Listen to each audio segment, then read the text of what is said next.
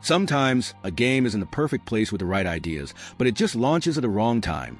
A perfect example of this is Titanfall 2. This game was an absolute gem in terms of design. The gameplay was fast, fluid, and unique, combining the intensity of mechs with the agility of parkour. The movement was flawless, and the multiplayer was revolutionary for its time. On top of that, the single-player campaign, something the original Titanfall lacked, was emotionally gripping, showcasing a strong narrative with tight, responsive combat. Fans were absolutely buzzing, hoping this was the beginning of something big, but unfortunately, Titanfall 2 released in one of the worst windows possible, sandwiched right between Battlefield 1 and Call of Duty.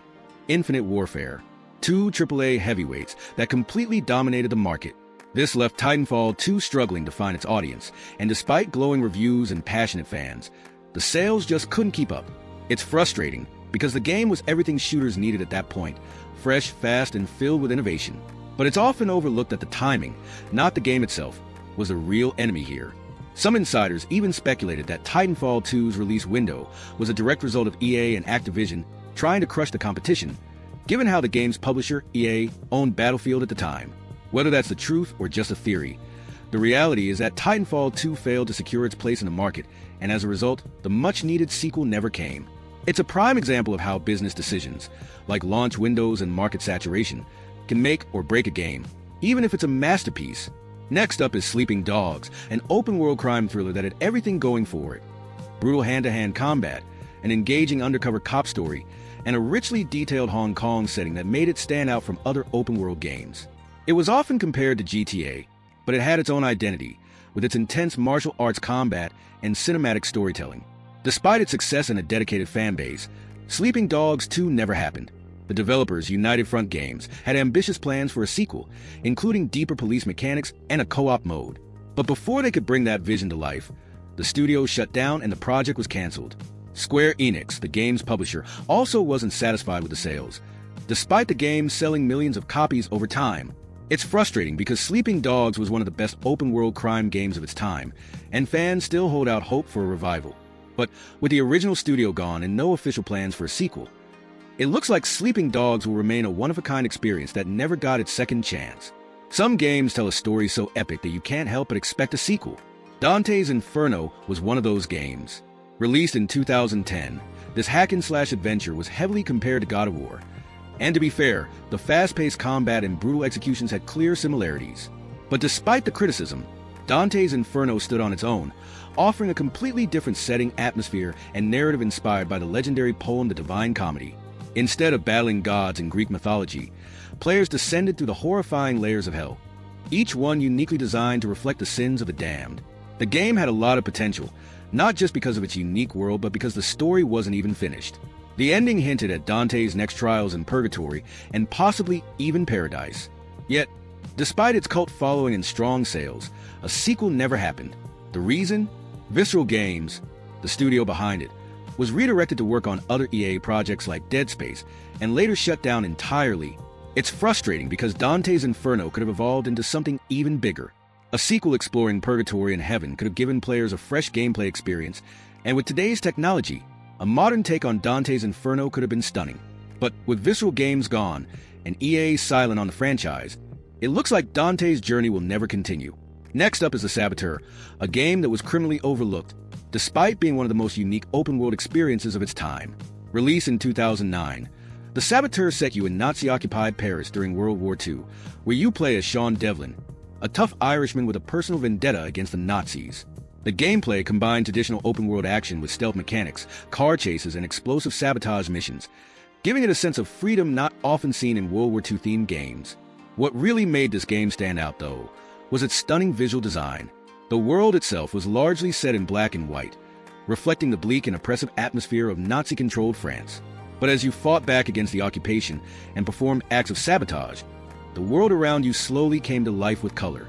This unique visual mechanic added a layer of immersion, letting you literally see the impact of your actions on the environment around you. The story itself was engaging too. Sean Devlin, fueled by personal loss, becomes a member of the French resistance, taking on daring missions like blowing up Nazi installations, assassinating key figures, and sabotaging enemy supply lines. The missions range from stealthy infiltration to high-speed chases, keeping the gameplay varied and fun. You could even climb around the rooftops of Paris, which gave the world a verticality that most games at the time lacked. Despite all this, the Saboteur never got the recognition it deserved. The game was well received by critics, but it suffered from poor marketing and a crowded holiday release schedule. Moreover, the game came out just as EA was closing Pandemic Studios, the developers behind it. This effectively killed any chance of a sequel. Even though there were clear hints that the story could continue, with Sean's journey potentially expanding to other World War II locations, like Italy or even Berlin. Unfortunately, despite its compelling story, unique visual style, and gameplay mechanics, the failure of the studio and the lack of marketing support led to the Saboteur being relegated to cult classic status.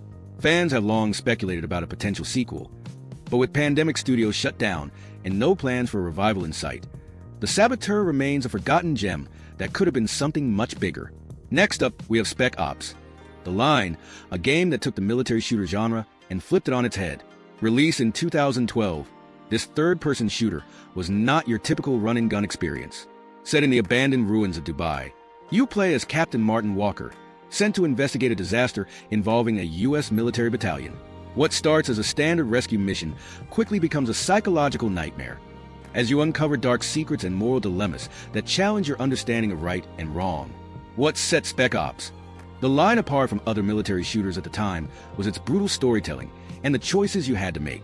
The game took inspiration from Heart of Darkness and Apocalypse Now, exploring the effects of war on soldiers and the cost of following orders without question. The combat was intense, but it was the narrative and psychological elements that really set it apart, offering players a thought-provoking experience.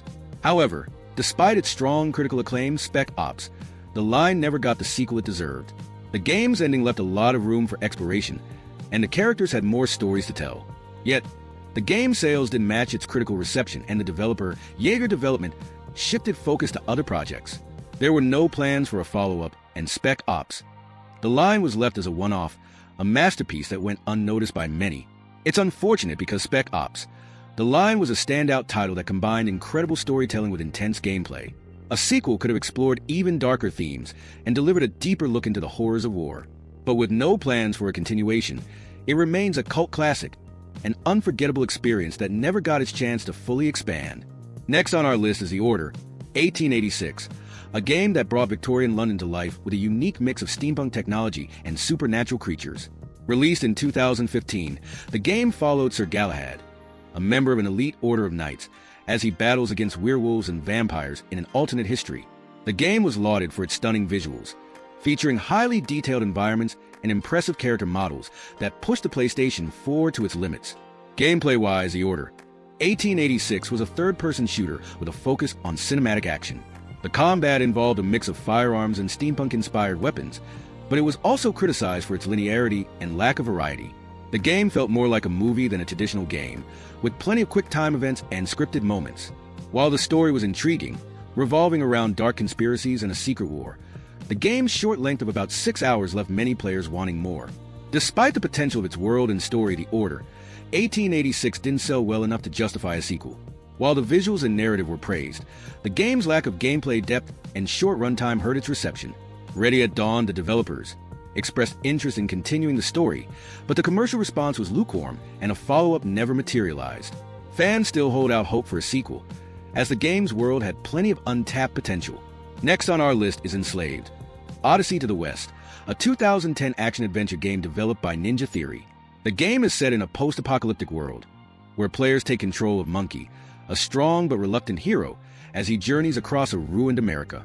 You must fight your way through a world filled with robotic enemies and remnants of humanity. The gameplay combined hand-to-hand combat, platforming, and puzzle solving, creating a varied experience with tight controls. What set Enslaved apart, though, was its emotional depth. The relationship between Monkey and Trip was central to the story, evolving as they learned to trust and rely on each other in the dangerous world around them. The game's beautiful environments and stunning visuals helped bring the desolate yet vibrant world to life. Despite receiving positive reviews for its story, characters, and gameplay, Enslaved: Odyssey to the West didn't get the sequel it deserved. The game's commercial performance was disappointing, which likely played a role in why the story was left unfinished. The potential for a follow-up was huge, as the game set up a rich world with deep character development and intriguing mysteries that were never fully explored. Unfortunately, despite its critical success, Enslaved never saw a continuation, leaving fans wishing for more. So there you have it. 6 amazing games that, despite their potential, never got the sequels they deserved. Whether it's due to poor timing, commercial struggles, or simply not being given the chance to shine, these titles have left us with a sense of what could have been. It's always disappointing when a game with so much promise doesn't continue its story, but the impact they had on players in the gaming world is undeniable. What do you think? Were there any games you were hoping to see a sequel to that didn't make our list? Let me know in the comments below. And if you enjoyed this video, don't forget to hit that like button and subscribe for more deep dives into gaming's hidden gems. Thanks for watching, and I'll see you in the next one.